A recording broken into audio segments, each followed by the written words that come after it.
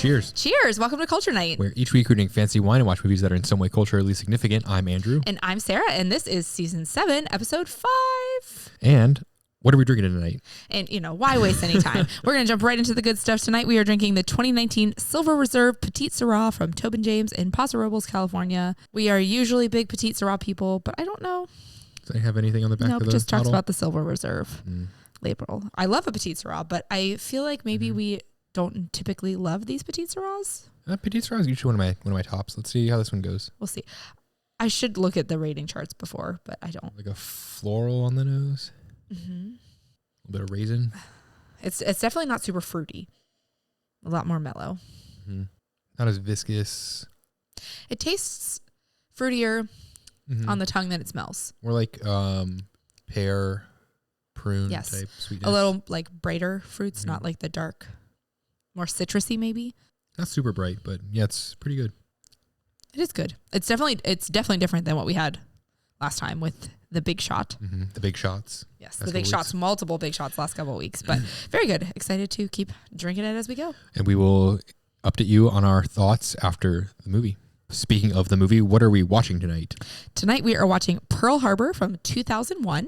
It is, I have written here R/PG-13. I'm going to be honest, I made this outline several months ago and I don't really remember what that means, but I'm wondering if it was originally one and then they argued to get it popped down to the other one. We will let you guys know that. Yes, we will come back in the after show with the specifics on that, because certainly one or the other. I can't imagine a World War II movie with all the action stuff like that being anything but R or PG-13. Right. I'm like vaguely remembering something about it, but I will look My at the guess details. is R. Yeah. And maybe they had like a PG-13 cut that was like less possibly aggressive. Yeah. I don't know. I will report back first thing in my notes next episode. But or anyways, after show. Let's hop in our time machine back to 2001, where the top 3 movies released that year were Harry Potter and the Sorcerer's Stone, or Shocker. the Philosopher's Stone for those of us from across the pond. We are not from across the pond. Grossed $300 million. Number 2 was Shrek, grossing $267 million. And Monsters, Inc., grossing $244 million. Pearl Harbor was all the way down at 6th, grossing $198 million. So not too shabby, but must have been, just the overall year for the kids. Year.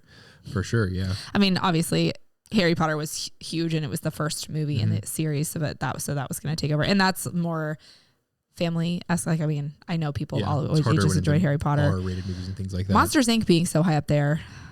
I mean, it's a great movie. Don't get me wrong, but it's gonna be hard to beat out Harry Potter. What's interesting is Pearl Harbor came out. It lists this as May. Harry Potter, Shrek, and Monsters Inc. coming in.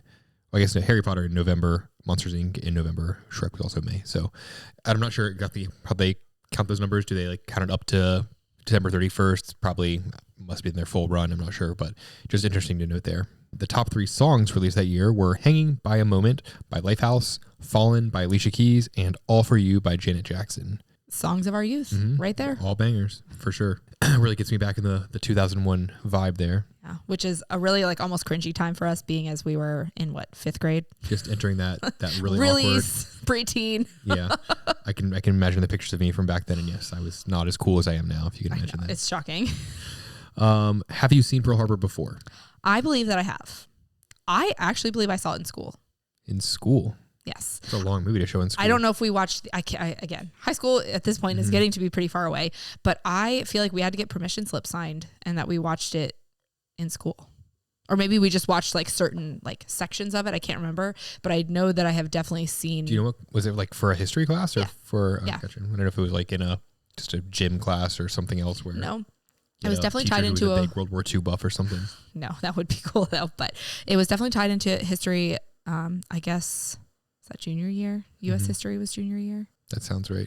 Yeah. So I'm pretty sure I watched parts of it in school. I don't remember the specifics, and then I feel like I've seen the whole thing all the way through, but I have seen it before. Yes, I have seen it before. I saw it in theaters. No way. And I remember this because we went for, this movie says it came out May 25th. Yep, that lines up perfect. Then we went for my mom's birthday. Oh. And I remember thinking it was weird because like my dad came with us to the movies and he's not usually a movie guy. I can name exactly 3 movies that I know that he's seen. Pearl Harbor, because I saw it with him. The Patriot, because I came in one time and he was like glued to it like on TNT or something, was watching it. Also a great movie. And Animal House. just because I know that he's quoted it a whole bunch and like loves it. Everything else, I'm like, I don't think he's ever watched any movies. He's just always been kind of like a reality TV or sports or something like that. Sports. So it was just interesting. Like, I remember like at 10 years old being like, this is weird. This like, is very weird. Yeah, that's really funny. Going to the movies for that. I know we had it on VHS, so I've definitely seen it at least twice. Was there any issue for you to see it in theaters given that you were 10 and a half years old? No, that I guess you're with your parents, but yeah. So maybe it was more PG-13 and then they changed it to R. Yeah, but again, director's cut that's R. I'm gonna come back with the details on that. But even PG-13, you were still only 10. But I mean, parental guidance plus. Yeah. I don't know. I do know that it was a 2 VHS set that we had, so it was such a long movie like Titanic. I know that I liked it. There's some great like action stuff, and I loved Josh Hartnett in it. For some reason, I just always thought he was really cool. I remember like always thinking it was like a good movie, and finding out in the last like 5 or 10 years that people just kind of like roast it for like being not that great and more of like a love story than a action story. So I'm excited to see just how well it aged and see if my opinion on it has changed at all. Yeah, again, like it's been a long time since I've seen it, so I mean, obviously it's about Pearl Harbor. You know what happens at Pearl Harbor, so that's not surprising. I also have a terrible memory, so I'm excited to see it again. I will say I go into this with a lot of apprehension because, as you know, because we just watched outside of the podcast Master and Commander a couple weeks ago. I don't particularly care for boats or things to do with water. Like that gives me a lot of stress. The idea of dying in water really like stresses me out, which is also why I never watched the second VHS of Titanic because I'm not messing around with that stuff. So I feel a lot of apprehension because I just know it's all about like being on the water and like there is outside of that water, too. But I've been to Pearl Harbor in real life and did the maybe that's too why I feel part of the apprehension because I feel like I had my first like real panic attack on we had a self-guided tour of the submarines and it's just so like claustrophobic and confined and thinking about how many people were in there. I remember being like, I gotta get out of here. USS Arizona, is that the I believe so. Yeah. So we were in Hawaii. I was 18 and it scared the crap out of me. So really looking forward to watching people in these like tiny little submarines and boats and things and all that stuff. But I am excited about this because this is not anything that has been touched in any of the World War II movies we've watched this far in the podcast. Right. I think it'll be a good like other story. Of World War II. That's why I'm really excited for it. So a real world war as we're finding out. Right. Moving across the pond and across a whole country and across another part of a pond. Other side of the world. And so let's jump into Pearl Harbor. All right, cheers.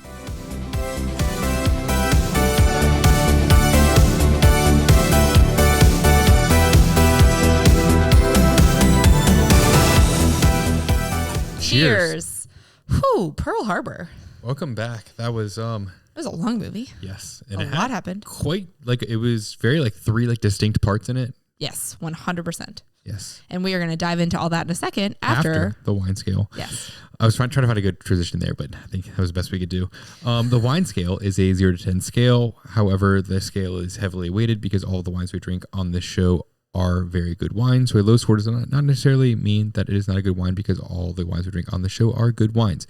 So that being said, I'm going to rate this wine, the 2019 Silver Reserve Petite Sirah for Toby James, a 4.7. I gave it a 5.2. 5.2. We're close. Yeah. We were within half a point. It was also, good. Can I just quickly ask you, do you ever regret making that wine scale spiel so long? No. It's very accurate, but I just watch you every time and I'm like, I wonder if he regrets that. It is stressful because I don't remember most of what I say, but it seems to be it just comes out of you exactly the same every time. Yeah. So it's the path we take. Yes.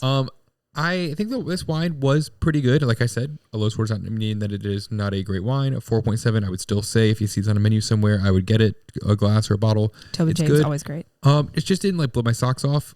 It was definitely not like, wow, so great. I think. And sometimes you don't want a wine that overpowers things. Sometimes it just needs to be good. Yeah. I enjoyed it, which is why I felt like I was like, generally, if I like really enjoy it, I try to give it over a 5. And I thought it was good.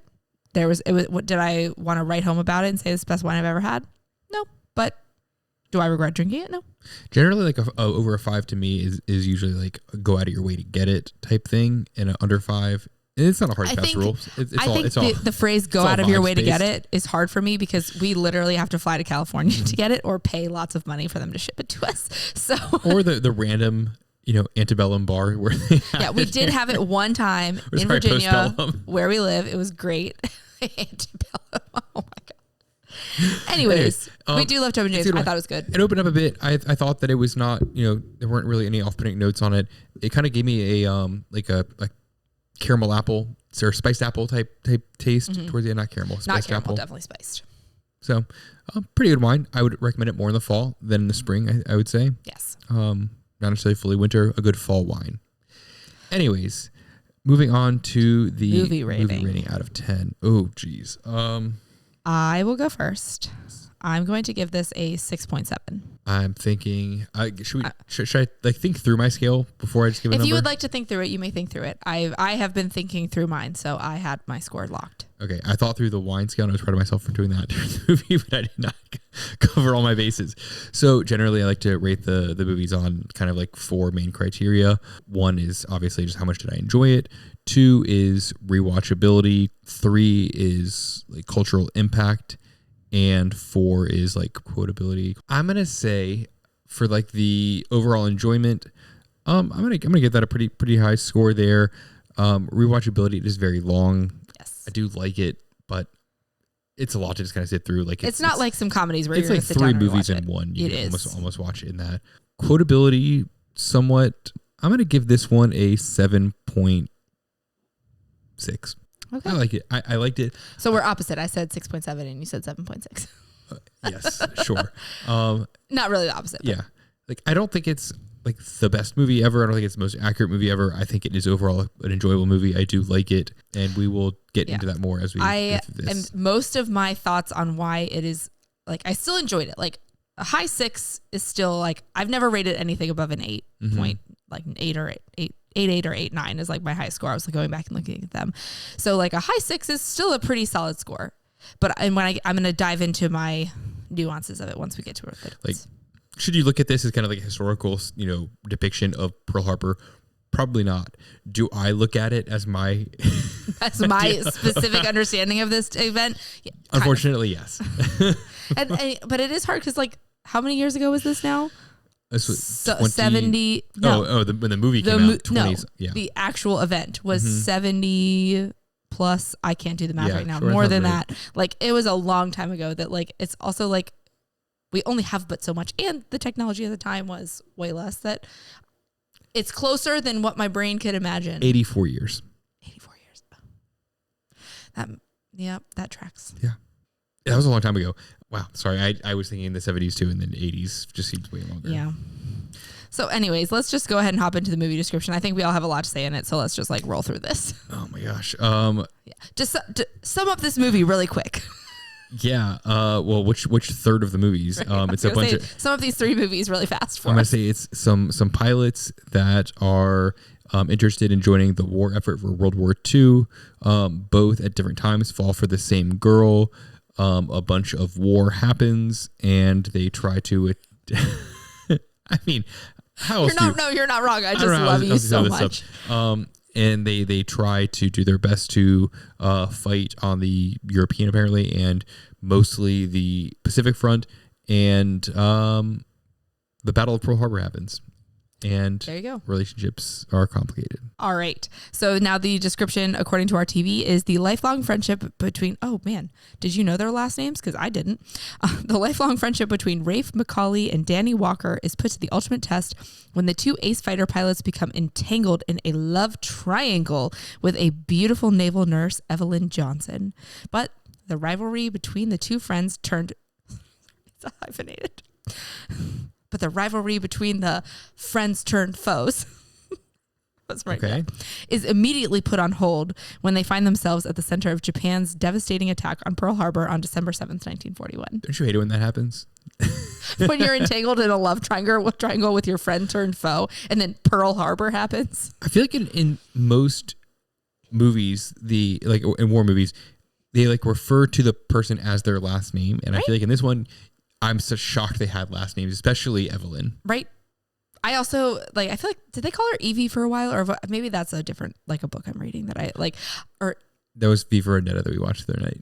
yes, but I've also read a book recently that also had a character. So it's like, there's been a lot of Evelyn Evies that I was that the girl they're in love with. Sure. But like, it's also so loud for so much of this movie that I'm like, it's hard for me to hear anybody's names because they're just shouting at each other all the time. But I don't know why they put the last names in this unless the person writing this review was on like a character count, like they're getting paid by that much. I mean, we know the people writing these reviews are on a character count. They're adjectives, last names. I didn't get as many adjectives there, but they were, I guess, friend turned. Yeah. Friend dash turned dash foe. Yeah. Sure. Foe. Briefly for like 5 minutes while they fought with each other. Was the movie what you expected? Yes, having seen it before, it was. I'm going to go on record and saying I don't know that I've actually seen the entire movie. I maybe only showed us the Pearl Harbor battle in school, and because I don't think I'd seen all of this. There wasn't really much reason to show you anything else for for school, unless there's like a theater class for like what not to do. I guess. Yeah, I mean, I have a lot to say, but. Because I like when they were going into battle again at the end, I was like, I'm so sorry. I don't know that I signed up for a second round of this. You were so confident the movie was almost over, and I'm like, it was called Pearl Harbor. It's about the attack at Pearl Harbor, and then there was more. Mm-hmm. Yeah, I will go on record as saying I was wrong. Yes. So no, it was not what I expected at all. It was what I expected, but to be honest, at the very end, I totally thought it was Ben Affleck's character that died, and I totally forgot that until the end. I was like, no, that makes more sense from what I remembered of the final scene. I did remember that part. How well did the movie age? Fine. Yeah, the special effects didn't seem really about any that of bad. The political stuff, the CGI, and the filmmaking. I remember it being a big deal, the scene during Pearl Harbor where there's like a plane flying, you see the bomb like being dropped and the camera like tracks it as it goes down and like actually lands on the ship and explodes. I remember that being like a huge deal. And I was nervous that was not going to age very well and that the special effects and visual effects would have really made that look really cringy. And it looked pretty good. Yeah. I didn't notice anything that was off. Yeah. None of it seemed super awful there. Could this movie be made today? Yes. Yeah. And I think they would have made it into more of a mini series. There's a lot to unpack in this. If they were going to do the same thing, honestly, I think you could have done a multi-part series about just like a couple days leading up to the actual battle, not necessarily following this love triangle. The actual battle itself, some of the aftermath there would have been extremely interesting if they don't already almost have that. Like a Band of Brothers, the Pacific, Masters of the Air. That's the other one. I was like, there's three of them. Having one specifically about Pearl Harbor would have been really interesting too. For sure. Did they say the title of the movie in the movie? It would be very hard not to. Right. They said it many times. They even said it in Japanese. You missed it the first time, and then you were like, oh, does it count because they're saying it in Japanese? And I was like, they've already said it. We're good. Plenty of times there. Did that all fit the movie? Yes. I don't know what else you would call it. Masters of the Air. No. It gave me a lot of stress from that, though. I've been hurt once. Stress. If you've not seen Masters of the Air, the miniseries so on Apple TV, very good. Highly recommend it. Also by the same producers as Band of Brothers in the Pacific, right? It was just on Apple TV. That sounds right. I was reading it at some point in this podcast episode or this podcast season. I'm pretty sure it's by the same people, but it was the only one not on HBO. Yes, it feels similar, slightly different, but also that's kind of how Apple TV is. Good. So many shows on Apple TV, not sponsored, but like very good. Oh my God, so good. We have not been steered wrong yet. Just watch it. Did the rating for the movie? Would you like me to go ahead and talk about the rating situation? Yes, what was the rating? Okay, so let me just read what I wrote down. So this is according to Wikipedia, so take that as you will. But apparently, like going into making a Pearl Harbor movie, Michael Bay wanted to make it an R movie. He wanted to fully show the horrors of war, quote unquote. That's what he said. But he also knew that children wouldn't be able to see the film. And I don't know what he meant by children. I hope he means not young children, but like, like you are 10 plus. Anyone between age 13 and 17. Yeah. So, and he felt that this was a story, like the Pearl Harbor story needed to be told for the younger generations. So when this movie was made by Disney or produced by Buena Vista Pictures or whatever. Sure. So when they said you need to make a PG-13 version of this movie, he said, okay, I'll do it. But when the DVD was released, he insisted on a R-rated director's cut being included on the DVD. So there is an R-rated version of the movie. And I don't know if that's what we watched tonight or I don't know what version we have now, but there is an R-rated version out there So I guess in the subline, we will have to look to see which version we watched and what the differences were that actually push it over and whether it was worth it or not. Yes. So there are 2 versions. Should we watch both versions and decide whether they're all the way through? Yes. start to finish. What else are we gonna do? We had 3 extra hours to spare. Yeah. I think the rating of PG-13 fit. It didn't seem like R. I mean, I think they would have shown in some more like the love scenes and things like that. They would have shown more nudity. That's kind of what I was worried about. I don't think it would have made the story any better. They might have shown more gore, but yeah. And we can also cycle back on this question too in the after show once we confirm which version we watched. But I would say PG-13 for this. Yes, I agree. For whatever we saw. Fitted. Could not make the case that it's a Christmas movie. No. Did not see anything. It is in December though. But there was no speak of Christmas. For sure. Were there any actors that went on to do bigger things?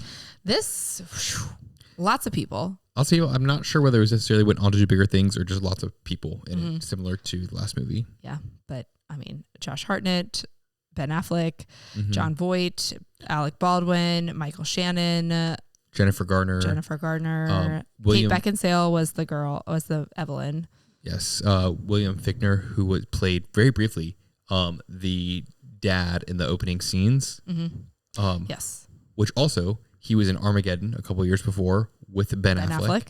And this movie, I have like a note here. I got some Armageddon vibes from it in a way. I get that. Some of like the different time period there, and just like obviously it has Ben Affleck in there. And honestly, I had forgotten that it was not Liv Tyler that played Evelyn. For some reason in my mind it just was, but I'm really glad it wires wasn't. crossed I liked this girl a lot better with Armageddon there. But just some of the things of like some of the over the top emotion, and like I could have just seen it kind of, or it felt also similar at the end with like only one of them surviving or coming home, and not the one you expected coming back to the girl. It felt very Armageddon-esque, similar plot which we've covered in a previous sci-fi season. Yes. Last season, sometime this season. Yeah, it was season 6, episode 6, maybe. Space, right? Yeah. Space. Yeah, it was space. season. It was last season, so. which we recorded a year ago. So a little bit of crossover there. Both obviously Ben Affleck and William Fichtner were in it. Since we're talking about actors, I'm just want to go on record, probably to my embarrassment, that I read Jon Voight was in this. I heard you say, Jon Voight very early on, and I was like, oh yeah. It was literally the last 15 minutes that I realized that Jon Voight was FDR. So, because I was looking at FDR's face and I was like, whoever this is, the prosthetics are really terrible. Because like you could see the like chin additions, like I could tell it was bad. And then I was like, oh my god, that's Jon Voight. I feel so stupid. I thought the makeup and everything was not very good, but I did like the emotion he brought with it. I thought he did a great job of acting it, but the actual makeup was terrible. I did think the whole him standing up twice was a bit much. Like for Congress and then again in that meeting, he kind of like in the meeting was too much. Congress was fine. I think he should have done one or the other. Yes, but both was kind of a little bit too much, like stretching it there. But it's a pretty big symbolic gesture if you don't do it all the time. Right. It loses its meaning. Yeah. What impact do you think this movie had on pop culture? I mean, I think it's how a lot of people view Pearl Harbor today. That's how I kind of. I mean, I remember it coming out. I remember it being a really big deal, and I think the special effects too. Like I remember the bomb dropping just being like a huge thing there, and seeing that view and all the. I remember like watching some sort of, I don't know, on History Channel or something about the special effects that went on to how they filmed it, which I'd like to go back and watch how they made that shot, because it is very like you watch it, like it's like a plane flying, you see the bomb actually going down, you like the camera tracks with it. It seems like, oh, really cool, but then you think, how would you have filmed that in 2001? Yeah, and I was like, especially like the in 2001 is the important thing there, because in 2025 you're like, oh, like we can do literally anything. Also, not have it look like super cringy CGI too, because we've all seen Harry Potter and the Sorcerer's Stone, and the graphics are great. I'm thinking also, I think there's something else we watched where it starts out in space. There's a satellite that just looks terrible. CR Space Season for whatever he's talking about. I don't think it was Apollo 13, but there's something we watched in the past year or so where it was like that. Anyways, do you feel culture after watching Pearl Harbor? Yes. Now that you've seen more than now just that the I've actual actually confirmed I've seen the whole thing, yes, I do feel very cultured. Yeah, I think most of all the actual battle part would be the most of it. The rest of it was kind of like just a oddly staged love story. Yeah. All right. So with that, into our notes. You go first. I was just going to say, I feel like I go first. All right. So my first note was about the rating. My next note is everyone is so young, like Alec Baldwin, even Ben Affleck. And I guess Josh Hartnett has made a resurgence back into acting recently. So he was so babyface there, but he's also like aged very well in things that are coming out today. Michael Shannon, especially coming off of seeing him in 9 Perfect Strangers or whatever, where he just looks so like cringy middle-aged dad. Where I like took me a second to be like, that's actually him. I can't believe it because he looked so young. I just love him, especially, and this is my first movie that I had seen with him. Andrew loves him so much. I don't know, something about the movies that he's in, are just so enjoyable. Young Alec Baldwin, like I feel like is so different from what you see nowadays, and like just the arrogance and the cockiness that he played with like those characters just so well. That I just forgot how much I love those characters. They're not for everyone, and they can be you love to hate them sometimes, but like he just does it so well. The way he kind of like looks out in the mirror, and just kind of talks like, or looks out the distance and like talks with like such like condescending confidence, like just in the right role can go so well. Yeah. I have definitely grown to appreciate him within the last year. I feel like we've seen a lot more of his like earlier movies, and I've definitely appreciated that. My next note is Jennifer Garner. I saw her for like a half second on that train, and I was like, I'm pretty sure that's Jennifer Garner, who goes on to marry Ben Affleck, and this is actually like where their friendship started to develop, and then they worked on another movie together, and then they got married after that. But I was like, oh, I also really did not care for her character. I thought she was kind of annoying, and I don't think she acted very well in this movie. And she wasn't in it very much, which is why it's weird that I looked at her Wikipedia page, and they like the very first like top blurb section. For those of you following YouTube, I just watched that. It mentions that she was born in Houston, Texas, raised in West Virginia, went to Denison University, Roundabout Theater Company. And the only other things it says there is that she had a starring role in the Fox teen drama series Time of Your Life and supporting roles in the films Pearl Harbor and Catch Me If You Can. I've never heard of the first thing. And like, what about the fact that she was on Alias for like 100 years? Right. And like, Victor Garber officiated her wedding. Everything else that she's been in ever, and like that's what they show the supporting role in those things. Like, did she choose this and decide to be like she just wanted to like to show that? Very weird. Don't mention her as being the spokesperson for Capital One. Like, there's some other random things you could have shown there, and like that's very interesting. Then I pulled her up and I was like, oh, Pearl Harbor. Like in my mind, this was early on when I looked it up. I'm like, oh, she must have like more that I remember in there. No, it was just a very brief supporting role in that, and it's in the very top blurb Wikipedia page. Very odd. Yeah, that is very odd. All right, my next note is, okay, and this goes into my score. I kind of wish you hadn't said something about it being a love triangle and like people disparaging the movie because of that. Because that was kind of in my head. I probably would have gotten there anyways, but it was so dramatic. Like, this is not an action. I don't think you can actually call this an action movie, because I would venture to say that this is like 80% a drama, 20% an action film. Because there was, especially like, there were some scenes that were so close of like Josh Hartnett and Ben Affleck's faces that almost reminded me of like The Holiday, or like some kind of like spoof on like where we're like making fun of movies, like, oh, they're being so dramatic. Look at these like dramatic romance movies. And I just like couldn't get over it. I couldn't get over it. What sticks with me is a quote that I had seen from Roger Ebert, the famous movie critic. His review of Pearl Harbor had a quote where it said, "It's a 2-hour movie squeezed into 3 hours." About how on December 7th, 1941, the Japanese staged a surprise attack on an American love triangle. Every time I see any, like, there's also the clip of it. Every time I see Pearl Harbor, like, I immediately cut back to that quote and how just like brutally true it is. Yeah, where it's like it's stretched. There's so much they like didn't need to pack into that for any reason. Do I appreciate the idea of telling the story about, like, calling it a romance movie about war, where like this woman meets this guy at because I think it's really interesting, especially all the like the eye tests they had to do, like all of that stuff that I almost forgot they had to do until right now when I'm saying it out loud, like showing all of that, and then they go to war and just like, oh, and then they think he dies, like all of that. Sure, make that its own like romance movie, but like talking about war and like showing things that were going on during this time. But like, it just, Pearl Harbor needed to be its own thing. It needed to be about the boys on the ships, flying the planes, whatever. And that's it. And like, you could be about the two friends. We didn't need the girl. And like, they could have fallen in love with girls, but like the love triangle, it was so annoying that's why my score is so much lower, because I just couldn't get over how annoying and I think the what drama we've seen was. so many times on Culture Night movies is there's so many times where like a movie should have either been like cut down by an hour or turned into a mini series that was 12 times longer.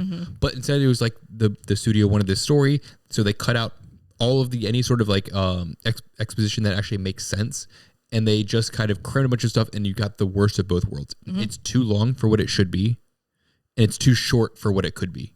That's pretty deep. We'll quote that. That in this situation, like there were so many things where it's like you look back and Ben Affleck, Rafe had met Evelyn like 2 separate times. Yes. For like a total of 6 hours, and they're madly in love. That is the big thing. Where That's like the reason he's going to come back from the depths of the ocean. And when Danny somehow like has been dating her for 3 months or however long, like spending but that's time with totally her, encroaching on the 2 3-hour dates that Rafe had months before when he thought he was dead. But also they get over this fight instantly. Yeah, but then they're mad about it again later. Like like when they're leaving to go off to the Doolittle mission or whatever it was called. Then he's like mad at her, and I'm like, bro, all those ships were just bombed to hell. Or is this really the time for you to be like, no, don't come talk to me? Like, oh my God. It was too short and too long at the same time, and just you get the worst of all those worlds. Yeah. In that situation. And I didn't actually write this down, but on this note, it was scored by Hans Zimmer, who also scored The Holiday. And especially at the end, I was like, I hear it. Like you hear it with John Williams. You hear how they're similar. Like in The Holiday is obviously like a rom-com, a little bit of drama. Like, and I could just hear that like energy in the music. And I was like, Hans Zimmer did The Holiday? Yeah. Because he did like the Batman movies and a bunch of other things. I feel like he's like another John Williams where he has got his fingers in a lot of Pirates. stuff. I think we covered that like season 1 where we thought it was him, but he was supposed to do Pirates but didn't. Yes. Not a picked him for that. Interesting. The Holiday. And it gave me a lot of The Holiday energy. And I kind of like could hear it early on, or maybe it said it in the opening credits and I saw that he was in there, and I knew that he had scored it whilst watching it, and I could just hear it the whole time. And then the music would cue up again, and then I was like, and then they'd zoom in on their faces, and I was just like, oh my God, I'm so over this. Yeah, early on. But did I like the idea of the long love triangle story? Yes. Did it need it in this movie? No. And so I just like, that made me mad, and that's why it gets only a 6, because like I wanted it to be mostly about the war, and it was not that. Especially like I've become accustomed to the like brotherly, like it's a bunch of dudes and they're like a band of brothers, if you will. A band of brothers, if you will. Yes, you're right. Like I was used to that energy, and this was just a little too girly, if I dare say, for me. Okay, I will try to go through the rest of my notes a little quicker. My next note is Diamond Head. They specifically mentioned Diamond Head, which is the inactive volcano in Hawaii that is nearby to Pearl Harbor, and I have hiked Diamond Head when I went there. Humble brag. They do show it on the Google Photos slide sometimes, and I'm like, oh, I've been there. But like they said it, and I was like, oh, I've been there. But then as I was like recalling my time hiking this volcano that I did not want to do, I was dragged there by my parents. I was like, oh wait, there were like, they had bunkers built into this inactive volcano in Hawaii. And then it was like all coming like full circle to me. I'm like, oh, this is probably why they wanted these here. Yeah. And that was, it was just like kind of like I didn't really appreciate it when we went to Hawaii, and being like, oh no, that's like definitely why they had those there. So like that was super cool to like connect together. And then I went back and looked at all my pictures and was like, oh yeah, that's like definitely why they had those there. Okay. My next note is, knew he was not dead when he comes back from like, because in all movies when they're dead, they show him dying. Like we watched Josh Hartnett die. Like you knew that he was not going to come out of that plane alive. Got to see the eyes go glossy. And his plane gets shot down, but we don't see his like ghostly body in the water floating. Knew he wasn't dead. And they find it and they're sad, but they're falling in love. You knew it was coming. So I was not surprised at all like that. And then I was kind of annoyed too. Plus he's on all of the cover photos, the promo material, they're not going to kill him off in the first 37 minutes. Right. He's not going to not make it to Pearl Harbor. Yeah. He's going to die in Europe. No. Right. Anyways. And then my next note is, how can they hear anything? in those planes when they're they're yelling to each other. I'm like, I can't even hear you, and I'm sitting in my basement listening to you talk on a television. How can you hear each other when you're like, no, turn left, or like, and they're playing chicken even at the beginning when they're like, yeah, I'm sure they're the highest quality microphones and it's 1940. Speakers. How can you hear anything? I don't understand. I mean, even better was when they're on the plane rides, like when Rafe and Evelyn it's Danny and Evelyn are flying Pearl Harbor at sunset, and they're like whispering to each other about how nice the sunset is. Like, you really think you can hear anything like that? And on that same note, when Danny and Evelyn are saying goodbye to each other, they're standing on the tarmac. The plane's propellers are spinning, and they're whispering. I'm gonna do my best to come back to you. And I was like, no, stop it. You would be yelling at each other. Oh, it made me so mad. Like, I appreciate the drama, but I feel like also, like, I would have appreciated it more also if they were yelling. Yeah, right. And being realistic and being like, this message is important enough to tell you, so I'm going to yell it across this propeller and all that. And I'd be like, noise. Well, obviously you're yelling because there's an airplane. Right. Anyways. And then my last note is just appreciating of the cinematography. I don't have any other notes about the actual bombing of Pearl Harbor because that was just very well portrayed, and the Doolittle stuff was too stressful for me to write notes down. But when Pearl Harbor was happening and they were in the hospital and how they had that like blur to the lens, I thought that was like, although I was annoyed that the movie was so dramatic, I appreciated that it was like, this would be like, if you were there, you would feel like that. Like, that blur is exactly what you would feel like if you were working in that hospital with all of these people and like not knowing what to do, and just like the atrocity that you were not expecting, after having done probably almost nothing for months and months and months, that like I appreciated that cinematic choice. It was good. And I did notice and appreciate it as well. I thought it could have been done a little bit better with some of the shell shock sound, like the really muffled sound more that we had from Saving Private Ryan, and also like they did kind of have the shakiness and kind of the blurred vision.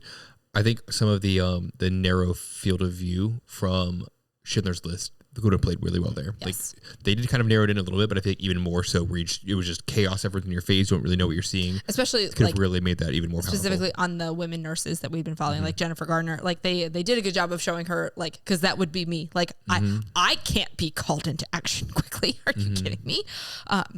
But I did appreciate how they portrayed that overall, because it was like, yeah, like what would you've been on a Hawaiian island just hanging out for most of the time, that all of a sudden you're like dealing with mass casualties. Like, I don't know how you deal with that. All right, so that wraps up my notes. Okay, I'll jump into mine. First ones were around Armageddon and all that stuff. Second one, Alec Baldwin, Jennifer Garner, all the other cameos we had. My third one was that the acting was really bad, especially in the beginning. That's kind of like, I said Jennifer Garner was not a great actress, but I agree that like it was there's some part, was it that just that they were like, the script was too dramatic, that it was like so cheesy? I think it was happened also just like Ben Affleck and Josh Hartnett talking to each other. It was like a weird forced accent, and not the emotion didn't feel right. It felt like they were reading off of a script. It just did not feel well acted. And the whole like pre-Pearl Harbor scenes of them like being on base and talking, just so much of it just felt so fake. Yeah, I see that. Especially because I think like Ben Affleck had been in other bigger movies before this, that it's not like it was his first one or it was like his breakout thing. It just seemed really kind of bad. The acting just did not feel super believable. It kind of was distracting. Yeah. I will say, I feel like until the last year, I had not seen a ton of Ben Affleck movies, and I feel like we've seen a lot more. And I mean, he is very good looking in this movie. I will give the people of the 90s and the early 2000s that. But I don't know how much I really care for his acting. And maybe like we watched that one about the Boston, where he was like, the real town Boston guy. Yeah, I guess that was that. Didn't care. And maybe I just didn't care for that character, but I don't know. I think he's gotten better as an actor. Obviously, this was relatively early on in his career, but not as early enough for me to excuse him in that, I guess. My next note was that dancing in the 40s looks exhausting. So they're like, the nurses and all the servicemen are all like dancing, and they're like swinging each other around, and they're like moving all around and doing all these crazy twists and turns and choreographed dance moves and whatnot. Just seems exhausting. And not that like grinding is like the I was gonna say best like, way to dance. Do you remember how much your like thighs would hurt? Just I would say that still seems less. And do you know exhausting. how much our generation loves the phrase "drop it low"? why do we do that? That's just like doing squats for days. Still seems less exhausting than throwing people around and all the twists cardio. And turns, all that sort of stuff. It just seemed exhausting. Like, hey, let's go out dancing. And you're like, let's go do CrossFit. Like, it's the same kind of like level of commitment there for a night out. Yes, I do appreciate your exhaustion from it. But also like the fact that everybody like knew how to dance like that, there is a part of me that was like, I wish I knew. Well, you would have been one of the ones being thrown around. It's a lot easier to be thrown around than to be the one that's got to be deadlifting and pushing and pressing. You're so right. Yeah, sure seems fun for you. Oh my gosh. I'm just thinking that I'm not built for that. My next note was the Japanese scenes feel borderline racist. Yeah. It was all like the way they talked was so much like in these weird like not rhymes or poems, but like these weird over dramatic lines. They were always doing things of like drinking sake and things that seemed kind of borderline racist. I don't know if that was just accurate of the time, but it just did seem very weird. I don't know enough about Japanese culture to speak to whether or not that is any of that would be accurate, but I just also cringe already before I know whether or not, because I'm like, I knew how not good we were at being careful of those kinds of things, especially 20 years ago plus, that I'm always like cautiously like, oh, I don't like, are we doing this right?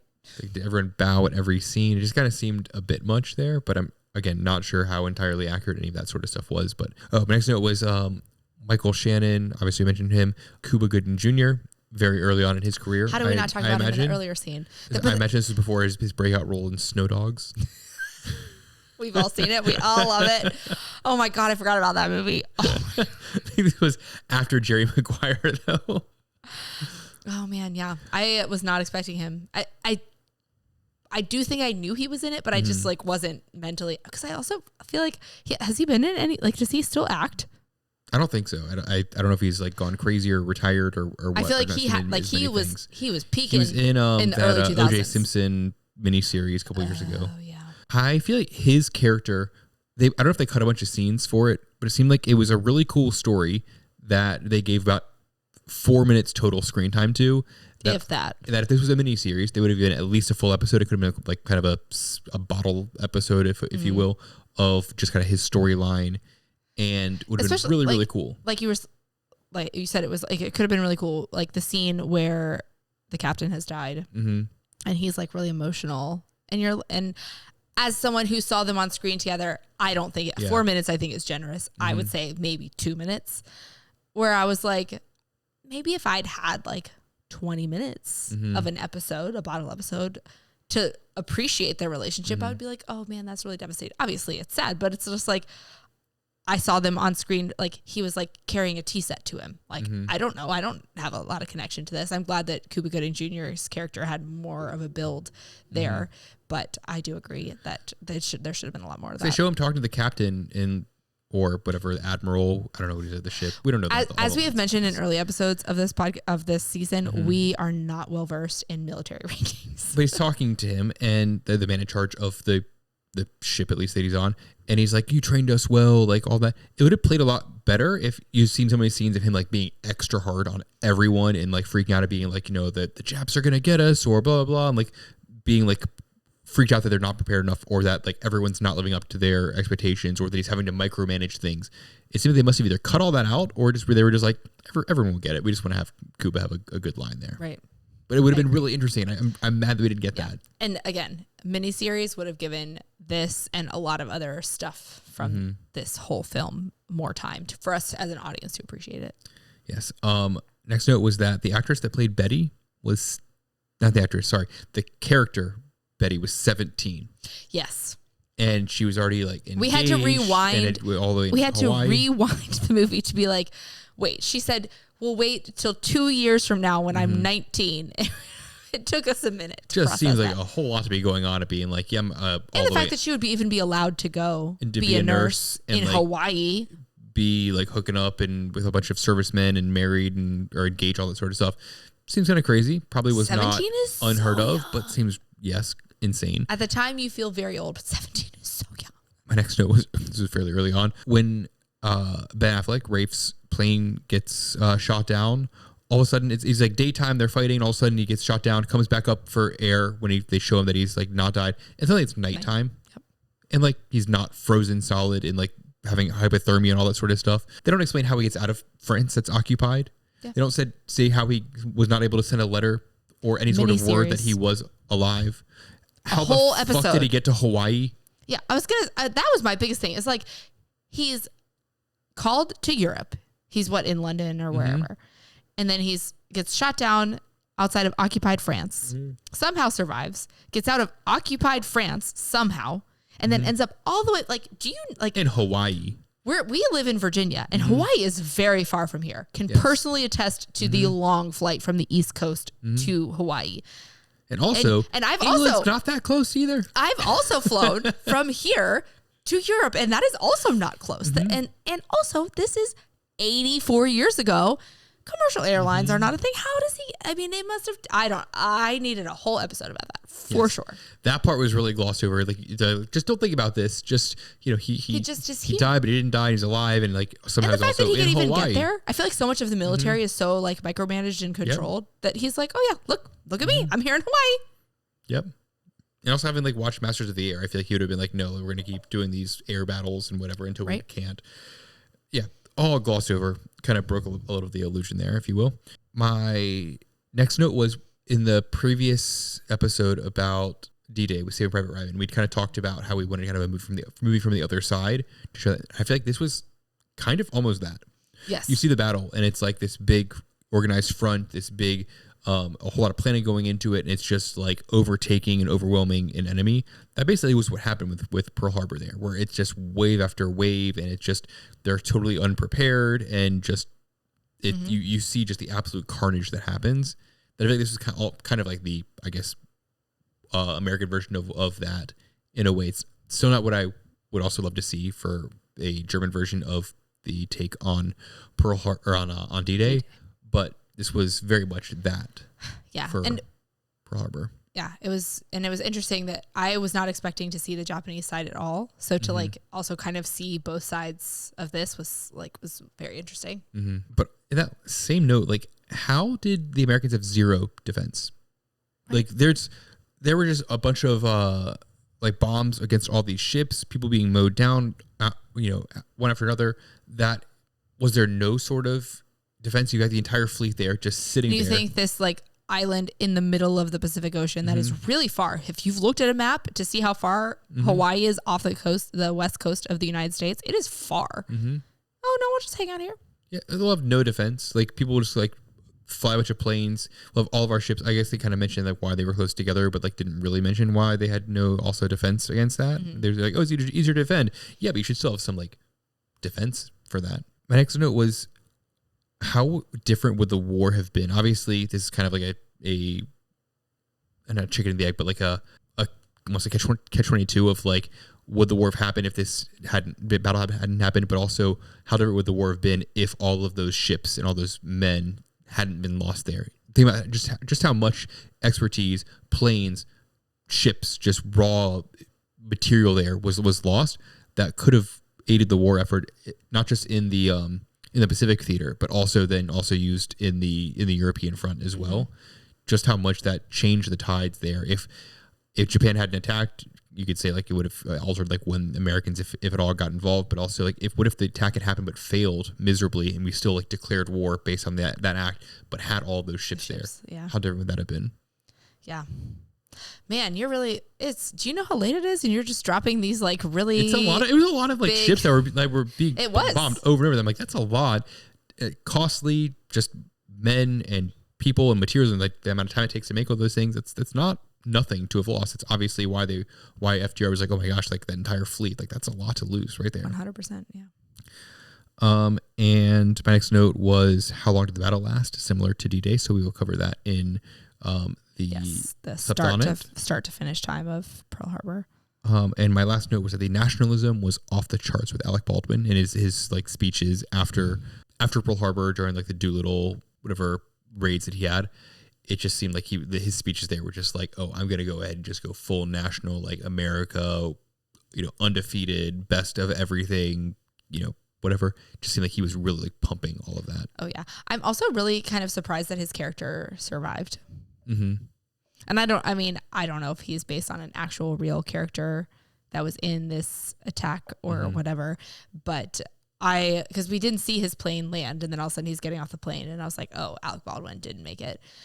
I thought it was just like... The phrase Doolittle raids is like something in my mind. I don't know if that was this or him or whatnot. But I'm pretty sure, I mean, from what I saw on the Pearl Harbor film Wikipedia page, it mentioned Doolittle raids at the bottom. Yeah. So I'm imagining that it was kind of a bunch of these things. And maybe we'll learn a little bit about that and talk to you about it in the after show. But we've already covered a whole lot. This was a lot to unpack in just our after show. Yeah, well, it was a 3 hour and 5 minute movie. And like you said, it was 3 movies in one. There was at 2 least. Different full battles and a whole love triangle. And not even including Cuba. Yeah, I will say, and then there could be include Cuba as a 4th movie. I will say my one last thing that I want to say is I do appreciate, just from a viewer standpoint, that they at least showed like Evelyn and Rafe and the baby of Danny's. Like, I liked to see that there was some kind of like ending to that. An epilogue, if you will. And it was not really necessary, but I think my brain just like needed to be like, okay, there was some like okayness in this horrible event that happened. Even if it was super cheesy and kind of annoying, I appreciated that, them wrapping that up a little bit for me. Yeah. I don't know. I think that's just my inner person who reads nowadays a lot they would of have romance skipped it, books. which is interesting to think about, but it's what? Nowadays I feel like they would have skipped that. 100%. But I think we don't get that. I get that a lot. Like it fit with the times. I get that a lot in the books that I read. A lot of books have epilogues, but not a lot of movies do. And I think because you don't see it in film, I kind of appreciated it. All right. Well, I think that about wraps it up for all of our notes and thoughts on the movie right now. But we will be back in just a second with our Slept on It. Yep. We'll see you there. Cheers.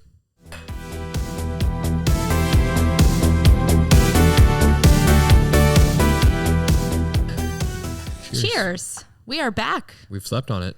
And we are ready to share some things that we've learned and revisit our time watching Pearl Harbor. I tell you what, keep thinking Saving Private Ryan. We've really crushed a couple. We have. All right, so we have slept on it. Does your rating change after sleeping on it? You rated Pearl Harbor 7.6, and I rated it 6.7. Maybe back down to like a 7.1. I was going to put mine up to a 7.1. There we go. Meet in the middle. Just because doing a little bit more research about the historical accuracy and just some things where it's like, you didn't need to make that wrong. Like you could have easily just made it slightly more accurate without sacrificing anything, where it's like, what was the goal here? I think that kind of like it kind of detracts from it a little bit, but overall, not too much of a adjustment. I'm going to bump it up because I did enjoy it. I am not going to rewatch it all the time because it is very long. Would I rewatch like the first movie, like we talked about how it was like multiple movies? Sure. Like, would I probably watch it for a little bit? Maybe. I maybe wouldn't tune into the actual battle scene because that's exhausting. But I did really enjoy it. I found myself thinking about this a lot, and I do think it was like a big part of pop culture in the time. So I had to bump it up just a little bit.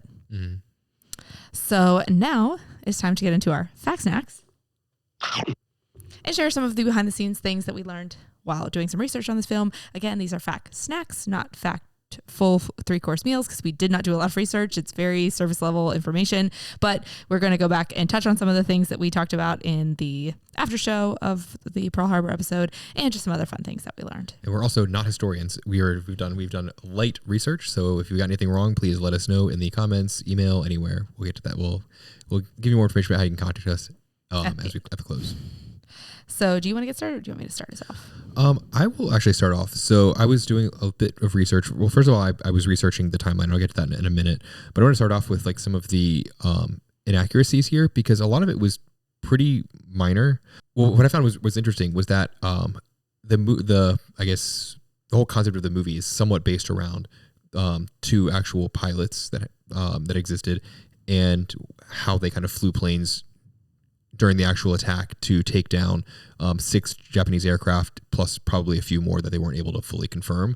It was Second Lieutenants George Welch and Kenneth M. Taylor. George Welch actually passed away in 1954, but Kenneth M. Taylor lived to 86, meaning he lived until 2006, and he actually saw the movie and called it a piece of trash, over sensationalized and distorted.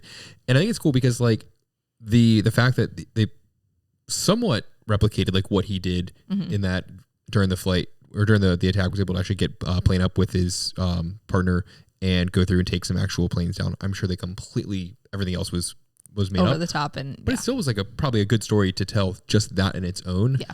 But I found it interesting that someone it was actually based off of ended up seeing the movie years later. And I do find it funny that he hated it. Right.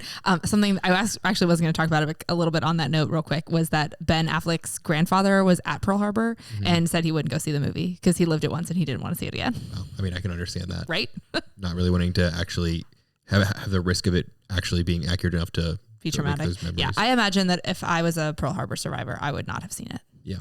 Yeah. There's some minor things like the fact that in the opening, like half hour or whatever, when Ben Affleck's character, we're so bad at remembering the names here. Rafe went to England to fight the Battle of Britain. That actually ended in late 1940, whereas this had this happening in early 1941, where the battle wouldn't have happened. It's like, why not just change the date? Yeah. That wouldn't have really, made much difference, but would have been actually accurate.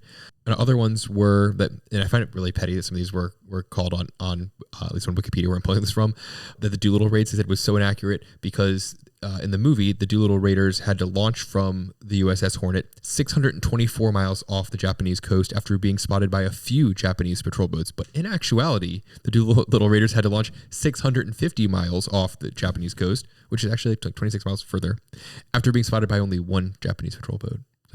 Sure. Okay. Yeah. But also, like, I don't know why they didn't just make that accurate in the movie. Yeah. They were saying a number. Why It's not both just say things 650? like, why call it out? Because it's not that different, but also like, why not just be correct?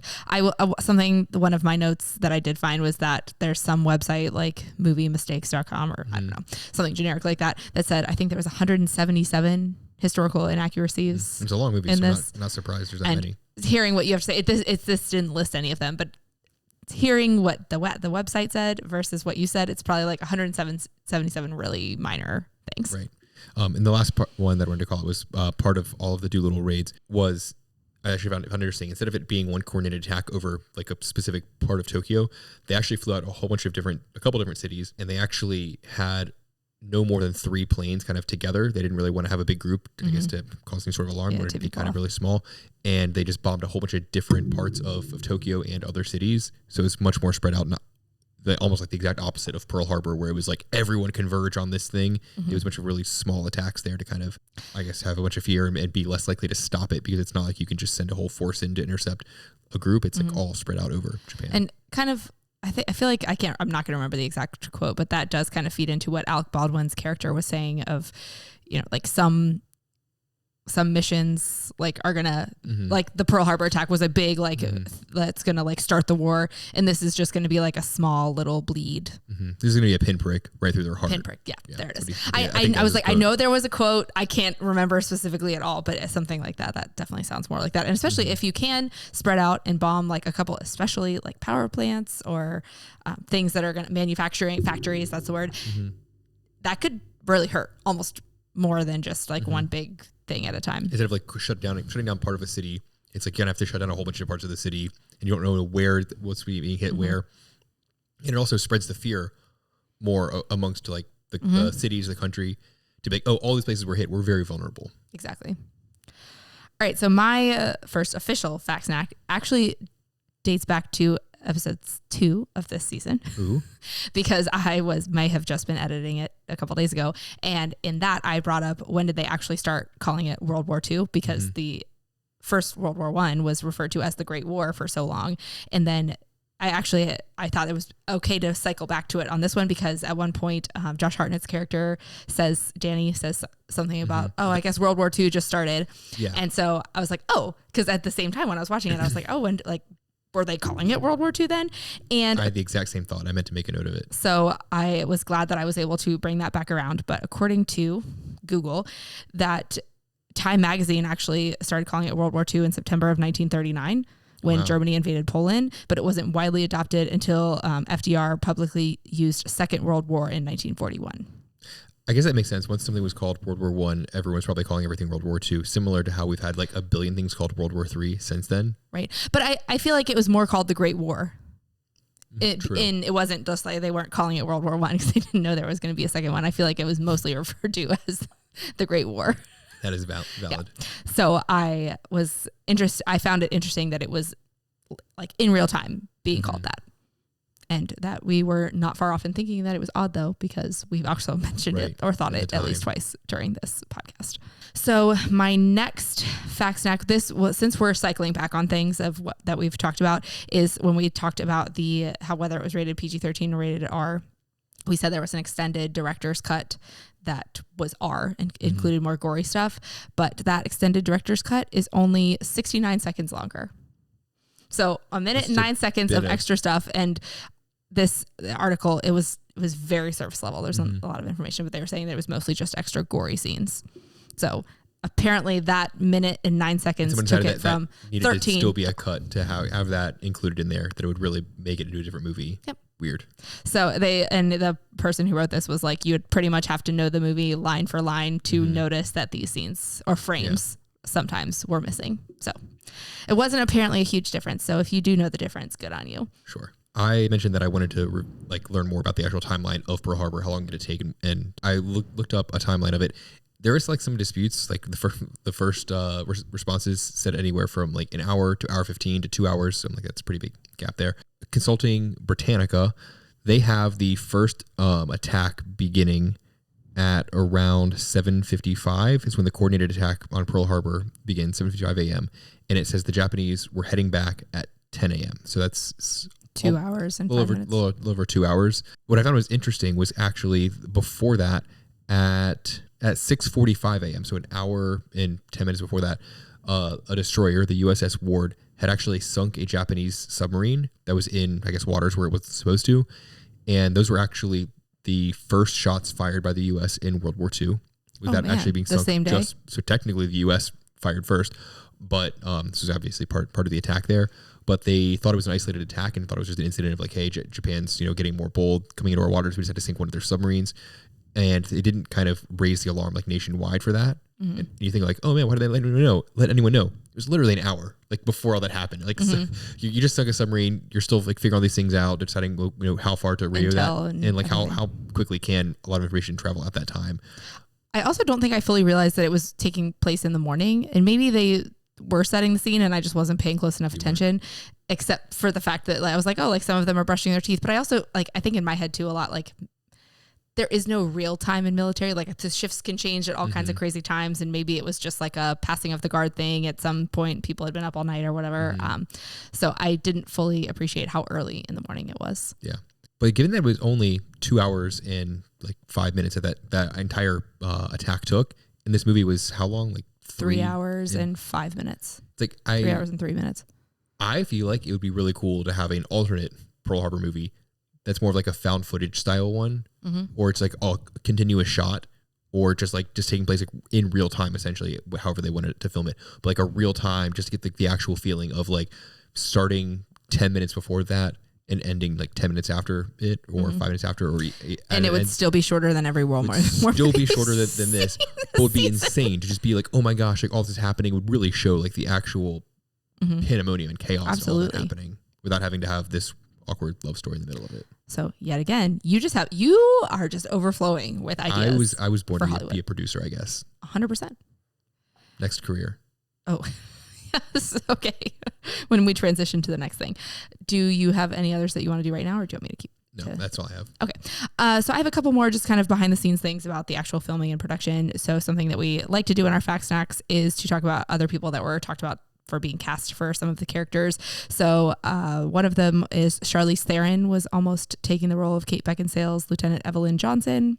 And apparently Matt Damon was also in talks to be that makes sense. Which I feel if I were him though, I'd be I've already done Saving Private Ryan. He should have been Danny. He should have been Josh Hartnett's character. It would have made just the two right? of them. I mean, but would that have been 2 on the nose? Maybe. And Gwyneth Paltrow was also was also considered for a role. And something that I thought would have been a good alternate for Josh Hartnett's character is Ashton Kutcher was also considered to play Danny, which I feel would have been I very much see the parallels between the two of them. They would have played him a bit dumber. Yes, a little goofier, but I still feel it would have worked. And apparently Kevin Costner was considered for James Doolittle instead of Alex Baldwin. I can see that. Did I say Alex? I know it's Alex Baldwin. Yeah, I think I could have seen that played really well. Mm-hmm. I think he would have done a good job. But then you couldn't have just A little bit shared less your cocky, love about yeah. Alex Baldwin. So those are just some of the names that were out there for other characters. Apparently, the cost of the movie was higher than the actual devastation caused at Pearl Harbor. So and I don't know if that's like with inflation right. or whatever. The budget of the movie was like 140 million, I think is what I read. And I don't know if they were taking like the numbers it took to build all of the ships and things. Then again, I didn't dive too deep, but yeah, I would there's assume. maybe. And I can't imagine like a studio being like, well, we could film this movie, or we could have 12 battleships and 100 planes. And like, it'd be a little bit I'm different. assuming it's the inflation is off. Yes.